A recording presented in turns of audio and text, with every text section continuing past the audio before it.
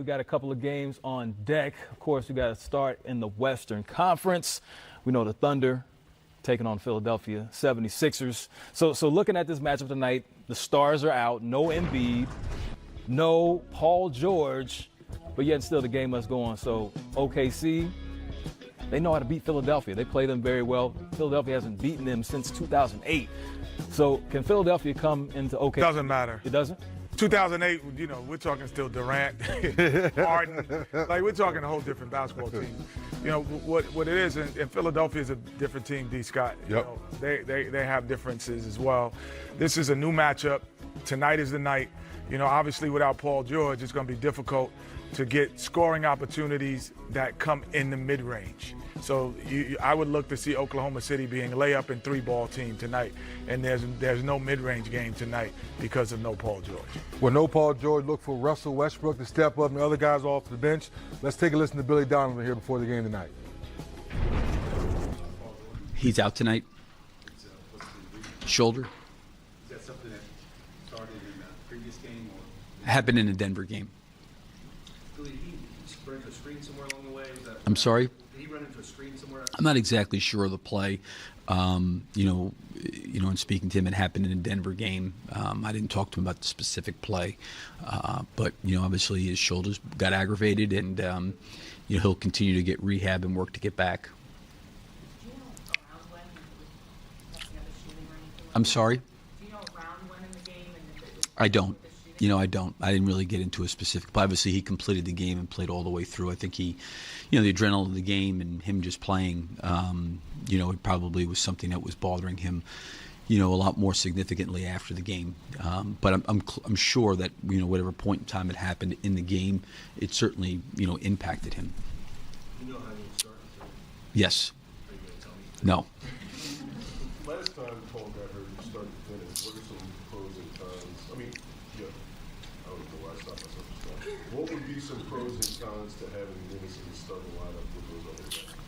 Well, I feel very, very comfortable with Dennis starting. He obviously has done that to start the season for us when Russell was out, and then when Russell sprained his ankle, he did that. So, I think the one thing about our team is we have flexibility. I got great confidence in Dennis. He's done a good job for us all year long, whether it's been starting or coming off the bench.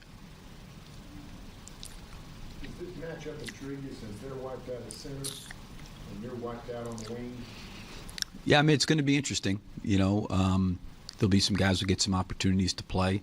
Obviously they lose two really, big players in Boban and Embiid at the center spot, but they're still a really, really big team, when you consider Simmons as the point guard and Harris and Butler, what they can do on the perimeter. And then that's at the center spot, they have the flexibility to go small. So, they're a very, very good team. Obviously I think anytime you take a Paul George or an Embiid or a Boban off anybody's team, it's going to be an impact. But there'll be a lot of things that they, without those two guys, that they still do very well. When you have a player like this, Paul George has been in the Defensive Player of the Year conversation all season, and now the MVP discussion. Terry's been on since the new year. However, his last few games have been less than stellar, just a shade under 20 points per game. Looking at PG-13 right now, of course, OKC suffered L's in both of those games. When you have these late season situations, is it fatigue? Is it a true injury? Is the coach just trying to make sure he's rested before the playoffs start? What's going on, 3D? Well, I think it's a combination, a little of all that. Also, Kenny, coming back from the All-Star break, you're still trying to get your legs back under you. But Paul George is never one of those guys for me that I worry about. Will he be ready when the playoffs get here? Will he play the right way?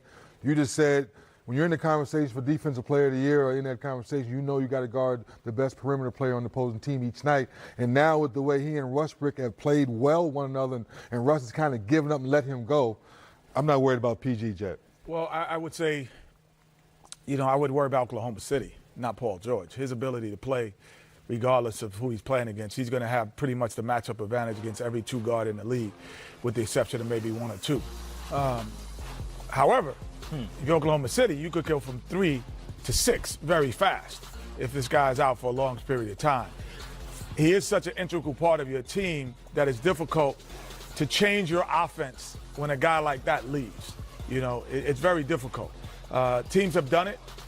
we'll see if Oklahoma City could do that. Because if he's out for an extended period of time, which I hope he's not, you have to change the way you play basketball. Everything that's in – he's even their post player. When they decide to post up, they drop him in the post and drop West in the post, Russell Westbrook. So it's difficult for them to change that up. And so I hope it's not long for them, because 3 to 6 can happen very quick. Yeah. Yes, we've seen the Western Conference can shift very quickly. Ask LeBron. Yeah, LeBron knows all